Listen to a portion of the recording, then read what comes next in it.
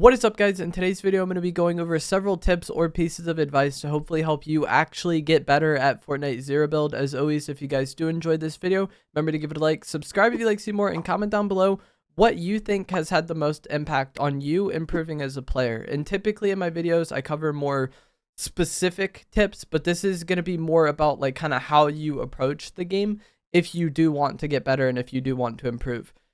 A lot of this is just going to boil down to being okay with playing worse or seeing worse results in the short term in order to get better in the long term. And I feel like that short-sightedness or just wanting success in the short term in terms of like winning is what holds a lot of people back. Most newer players, when they get on a game like Fortnite or any battle royale, they really want to get a win, which makes sense. It's kind of the whole point of a battle royale. And then a lot of times people kind of go about this by playing really slow or passive and then just trying to like third party the last fight and get a win that way, or catch timing on the final player and get a win that way. And this makes sense and it can definitely work, but like you typically aren't going to get much better doing this. And winning will kind of come down to just timing or having the right situation fall into your lap. You're not going to take wins that you shouldn't get playing like this most of the time. And it's more so if the opportunity presents itself, then you can get the win. But if you get, actually better at playing the game and better at fighting, then you can end up winning a lot more games and being, in more control of the outcome of the game. And so just getting in fights is going to be my first piece of advice to improving at the game. Is just to get in more fights, try to play more aggressive. Because as you get in more fights, you get those reps in and you get better at fighting. If you're hiding all game, just trying to third party the last fight, and you don't, let's just say you don't get in any fights all game, and the only elimination you're going to get is the final player.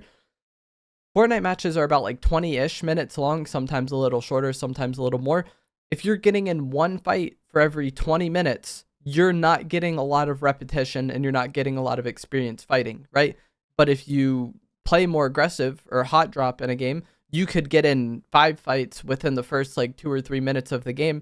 And that's more than like almost 2 hours of fights, playing in the really slow, absurd way. So in general, if people ask me for one piece of advice, it would be just to play more aggressive and get in fights. The more fights you get in is an opportunity to get better at fighting. And the better you are at fighting, the more you're going to be able to win in the long term, I think. You don't need to just push everything and play as aggressive as possible, but just being a bit more aggressive and getting in more fights, I think can go a long way in helping you improve. Right now, let's just say you were at like a 2 out of 10 aggressiveness, maybe bumping that up to like a 3, 4, 5, 6, something like that. It's not like it needs to be 10 out of 10 aggressiveness. I'm using my shockwaves just to get around the map slightly faster and find somebody to push. It doesn't have to be that extra, but just getting in more fights, I think is the first mistake, or playing super passive, I think is the first mistake a lot of people make. Because they do want to win. And like I said, that makes sense early on. This also really helps with getting over being nervous. I think I know a lot of you probably experience this. I get asked about it a lot, where it's like I panic in every single fight I get in, or I get like incredibly nervous in game. And I think a lot of this comes down to not being comfortable fighting and not being like confident in your ability to fight in game. And if you get in more fights, you're going to get better at fighting over time. And I also think just being in those situations more often kind of helps with those nerves and stress. And you kind of realize that it's not that big of a deal, win or lose, you're just going back to the lobby at the end of the match regardless. And so it's really not that big of a deal. And so that's one of the reasons why I stress getting in fights. Not only do you get better at fighting, but I feel like you kind of get over this nervousness being in so many fights so frequently. And that, I think, goes a long way in helping you play better, because you're not as scared, you're not as panicked. Maybe you have more confidence in yourself and you're able to play so much more like loose, I guess, and not be like, very stressed and very concerned like that. So that's just it. So many points go back to that, I think. Also, the way the matchmaking system in Fortnite works, it's kind of ambiguous. We don't really know exactly how it works, point by point. But as you play and get more wins, it's probably going to put you in harder lobbies, right? And if you were playing to kind of cheese wins by hiding in easier lobbies, and then it starts putting you in harder matches where that doesn't work, you're going to kind of hit a wall and need to improve. And this is something I've also had a lot of people comment on in videos where they tell me they started playing the game and they were doing great, and then just went for a while and they could not win at all because they were matching players much better than them. And I think a lot of this kind of comes down to people's stats as far as like wins go or win percentage, not really matching their fighting ability. And so when they fight people that are actually decent fighters, they don't really stand much of a chance. And the biggest way to solve this, again, is just to get in more fights. Replay mode can also be very helpful because you can kind of watch the fight back from the opponent's perspective and see what you looked like. There's a lot of things you could do in replay mode to try to improve, but this is one thing that I've recommended to people a lot.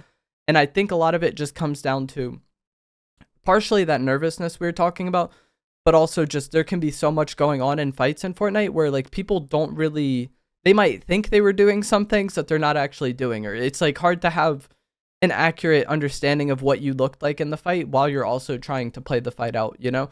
So if you watch fights of yourself back from the opponent's perspective and kind of see what you looked like, I feel like you would kind of notice a lot of mistakes you're potentially making, or just differences in how, like when you're fighting somebody, what makes them hard to fight. And then if you watch yourself back and it's nothing like that, you probably know what to work on now, right? The biggest things to avoid with replay mode though is arguing with it. I'm sure we've all kind of known or seen those players that go into replay mode and then they basically just argue with the game about why they shouldn't have lost in that situation.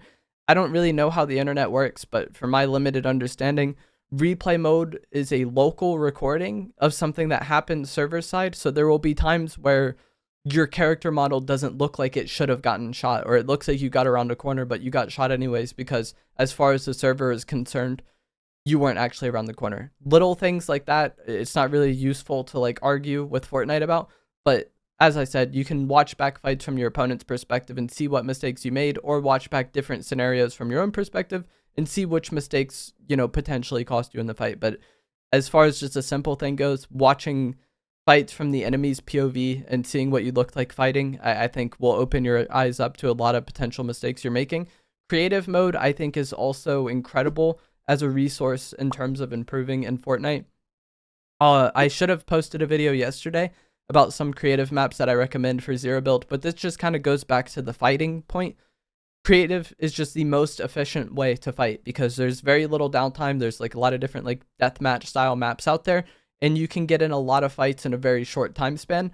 They might not be 10 out of 10 the greatest quality fights, but still getting in 36 out of 10 fights within 10-15 minutes can help you improve a lot and actually, you know, build that muscle memory and build those mechanics, and also maybe get over some of the nervousness fighting. So I think if you do want to improve and you haven't been, you know, playing creative in Fortnite, I would highly recommend it. You don't need to play ridiculous amount of hours a day like some people make it out to be.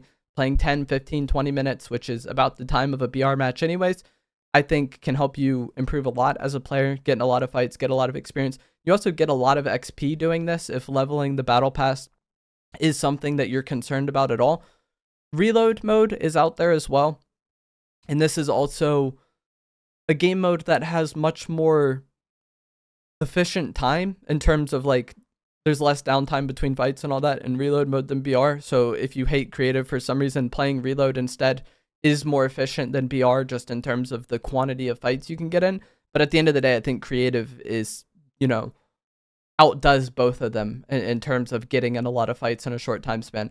And then the final thing I'm going to talk about is, or one of the final things I'm going to talk about is just going to be consider changing settings. It's not necessarily that you need to change your settings, but if you feel like your keybinds have been holding you back or your sensitivity, you know, isn't that great, like maybe you play on default and you know you should probably change it a little bit, but you just haven't gotten around to it, whether that's increasing or decreasing is up to you. Either way, there is potentially some settings out there, and I made a video recently about finding your perfect sensitivity and the mindset you want to have.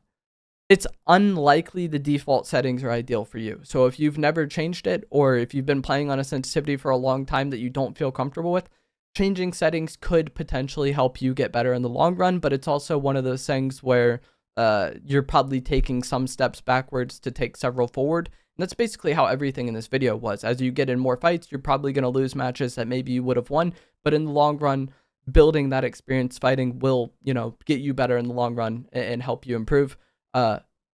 And I think changing settings are the same way. If there is weakness, if your binds are not good, if your sensitivity doesn't feel comfortable to you, then making those adjustments, I think, can definitely help you play better in the long run.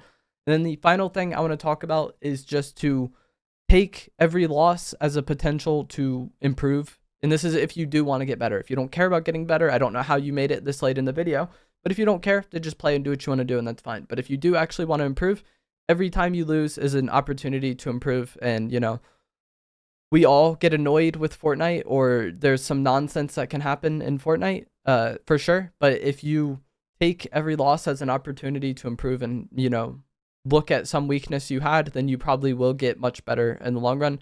As always, if you guys did find this to be helpful, informative, interesting, remember to give it a like, subscribe if you would like to see more, and I will see you guys in the next one. Thanks for watching.